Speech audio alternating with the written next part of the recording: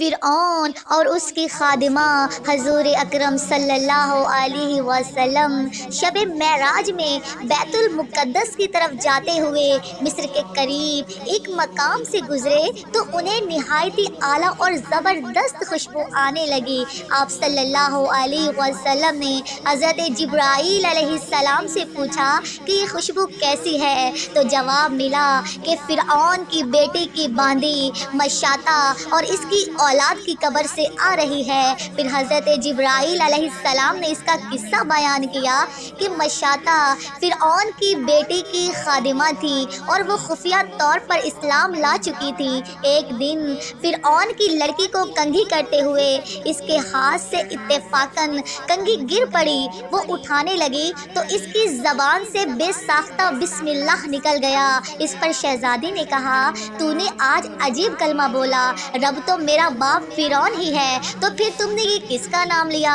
اس نے جواب دیا، فرعون رب نہیں بلکہ رب وہ ہے، وہ اللہ ہے جو مجھے اور تجھے اور خود فرعون کو روزی دیتا ہے۔ شہزادی نے کہا، اچھا تو میرے باپ کے سوا کسی اور کو اپنا رب مانتی ہے؟ اس نے جواب دیا، ہاں میں تیرا اور تیرے باپ سب کا رب اللہ تعالیٰ ہی ہے۔ شہزادی نے اپنے باپ سے کہوایا، وہ سخت غضبناک ہوا اور اسی وقت اسے برسر دربار بلوا بھیجا اور کہا، کیا تم میرے سوا کسی اور کو اپنا رب مانتی ہے؟ اس نے کہا، میرا اور تیرا رب اللہ تعالیٰ ہی ہے جو بلندیوں اور بزرگی والا ہے۔ فرعون نے اسی وقت حکم دیا کہ تانبے کی جو گائے بنی ہوئی ہے اس کو خوب تپایا جائے اور جب بالکل آگ جیسی ہو جائے تو اس کے بچوں کو ایک ایک کر کے اس میں ڈال دیا جائے، آخر میں خود اسے بھی اسی میں ڈال دیا جائے۔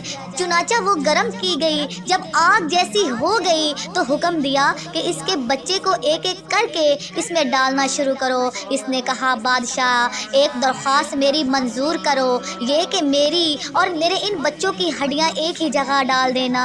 اس نے کہا، اچھا تیرے کچھ حقوق ہمارے ذمے ہیں اس لیے یہ منظور ہے۔ اس کی دونوں بچیاں اس کی آنکھوں کے سامنے اس میں ڈال دی گئیں اور وہ فوراً جل کر راکھ ہو گئے۔ پھر سب سے چھوٹے کی باری آئی جو کہ ماں کی چھاتی سے لگا ہوا دودھ پی رہا تھا۔ فرعون کے سپاہیوں نے اسے گھسیٹا تو اس نیک بندی کی آنکھوں تلے اندھیرا چھا گیا۔ اللہ تعالیٰ نے اس بچے کو اسی وقت زبان دے دی اور اس نے بآواز بلند کہا، اماں جان افسوس نہ کر، اماں جان ذرا بھی پشو پیش نہ کر، حق پر جان دینا ہی سب سے بڑی نیکی ہے۔ چنانچہ انہیں صبر آ گیا، اس بچے کو بھی آگ میں ڈال دیا گیا اور آخر میں ان کی ماں کو بھی اسی آگ میں جلا کر مار دیا۔ یہ خوشبو کی مہکیں اسی جنتی محل سے آ رہی ہیں۔ سبحان اللہ۔ اللہ سے دعا ہے، اللہ ہم سب کو نیک اعمال کرنے کی توفیق عطا فرما، آمین یا رب العالمین۔